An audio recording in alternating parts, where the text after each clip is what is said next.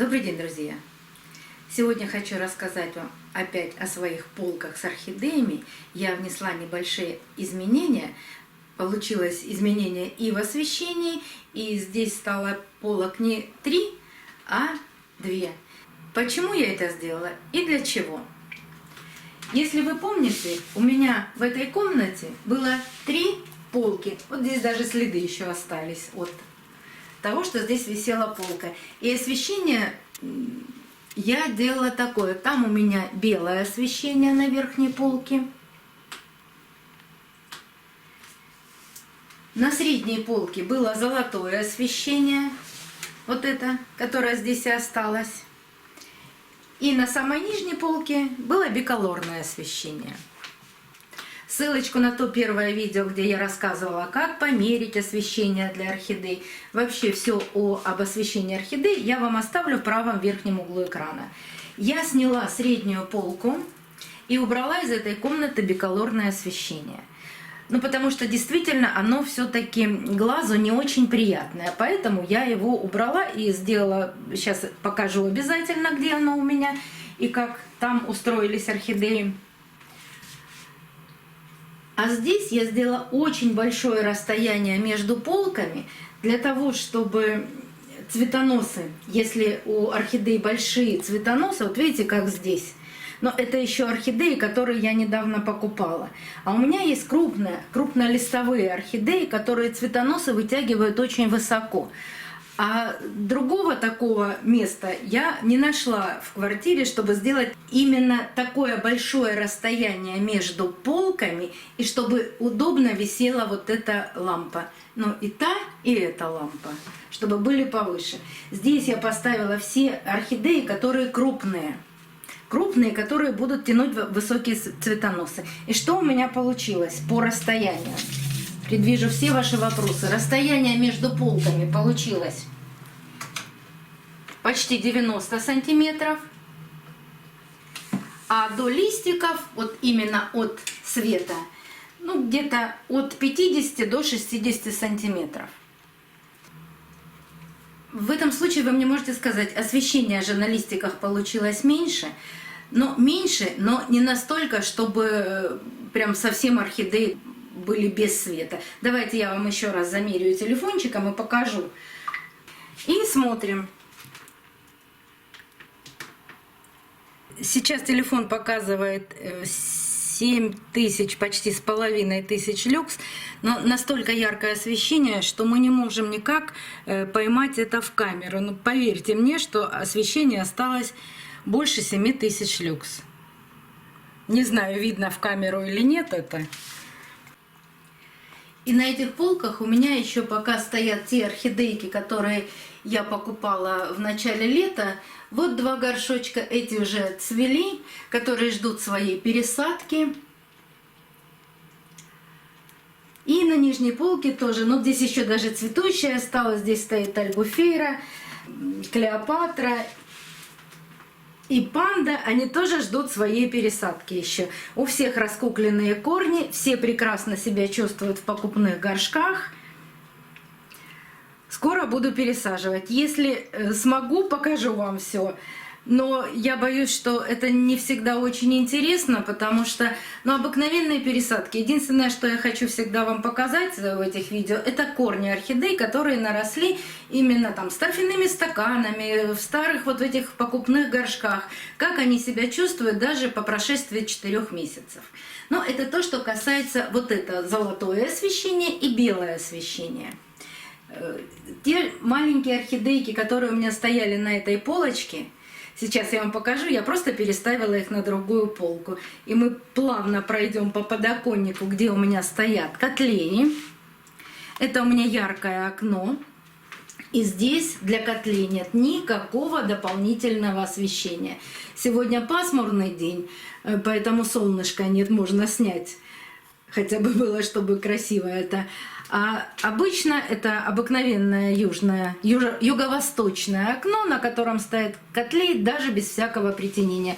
Здесь на окне нет вообще никакого притенения, а здесь есть сеточка.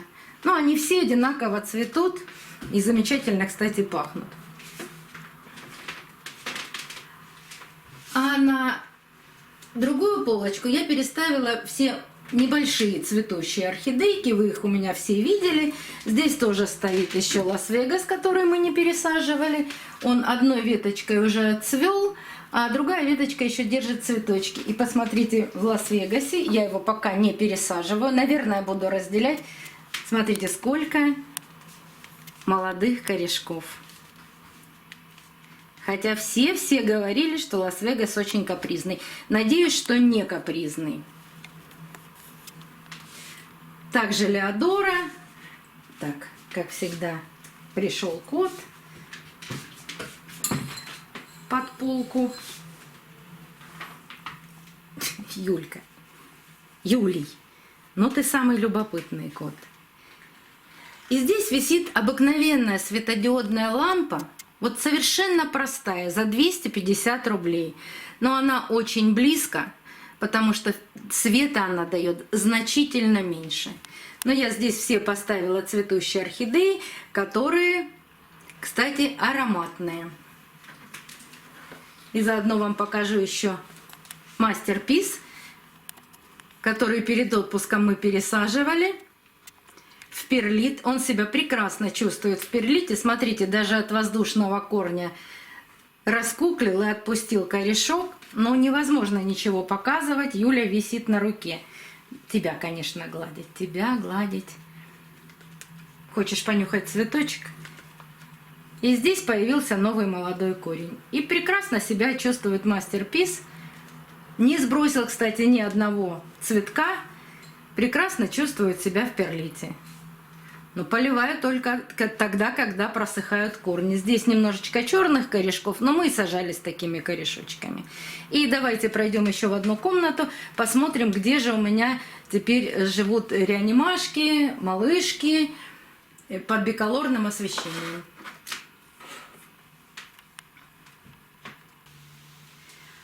В эту комнату я перевесила биколорную лампу, но для того, чтобы что-то вам показать и рассказать здесь, ее надо отключать, потому что она дает фиолетовый цвет, и непонятно, что здесь вообще стоит, зеленые или не зеленые, они какие-то черные все выглядят. Поэтому сейчас я ее отключу, и тогда расскажу вам, что у меня здесь на этой полке, на какое расстояние я повесила здесь эту лампу.